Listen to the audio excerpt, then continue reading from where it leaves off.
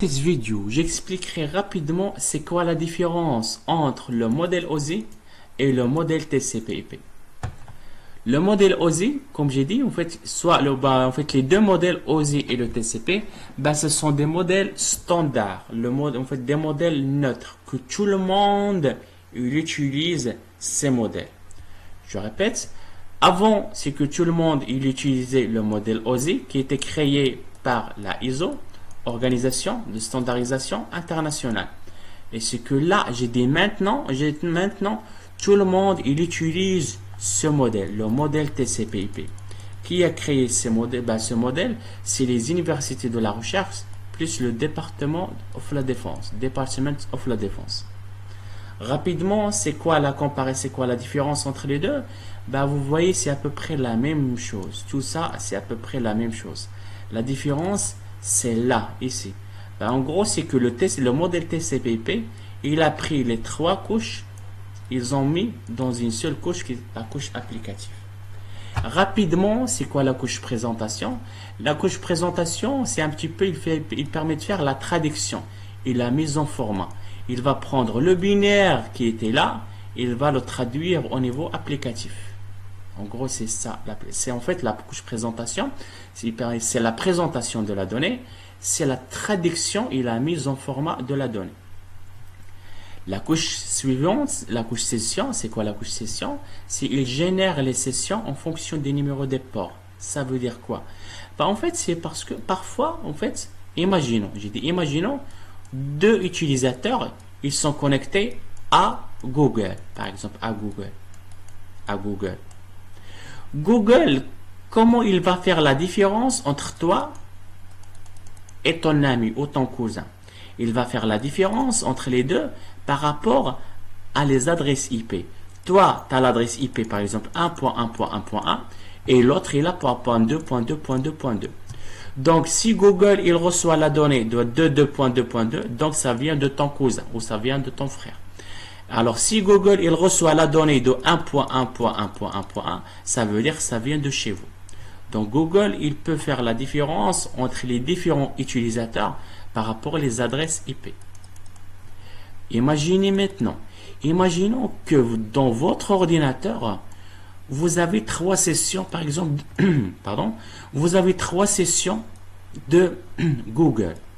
Par exemple, ici. Imaginons, dans mon ordinateur, j'en ai trois sessions de Google. Ça et ça et ça. Donc, Google, comment il va faire la différence entre les trois sessions? Entre celle-là et entre celle-là. Par rapport à l'adresse IP? Non, parce que tout ça, ça vient de la même adresse IP. Alors, comment il va faire la différence?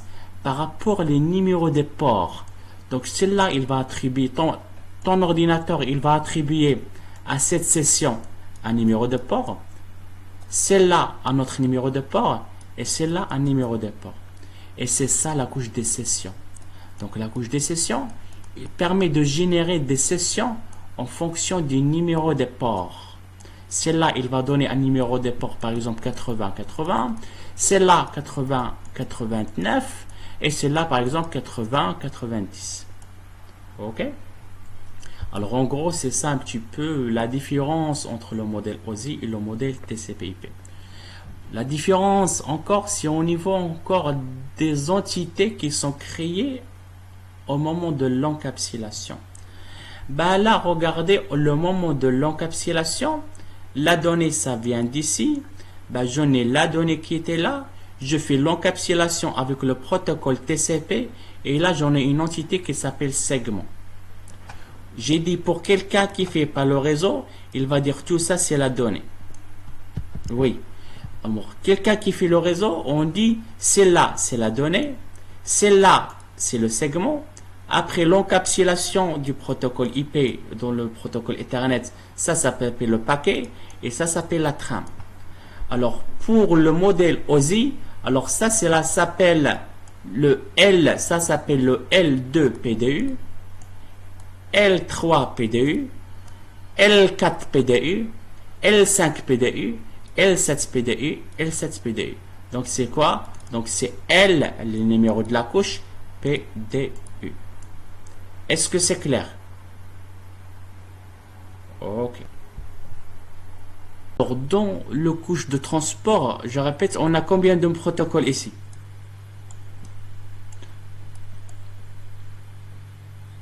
Le protocole UDP et le protocole TCP. Et là, on a combien de protocoles? IP. En fait, ici, on a d'autres. En fait, par exemple, on a le ICMP. Bon, le plus important, c'est le protocole IP. D'accord? D'accord? Alors, la couche suivante, ici, on a combien de protocoles ici?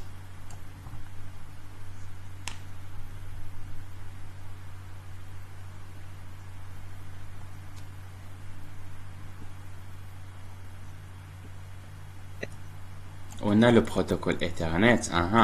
On a d'autres protocoles, mais le plus important, c'est ça, le protocole Ethernet. Alors, je répète, le modèle TCP/IP, on dit le modèle TCP/IP, ou le nom du modèle TCP/IP, ça vient de quoi? Ça vient de ce protocole de la couche transport, plus le protocole de la couche network. Donc, c'est pour ça qu'on dit modèle TCP/IP. Ok?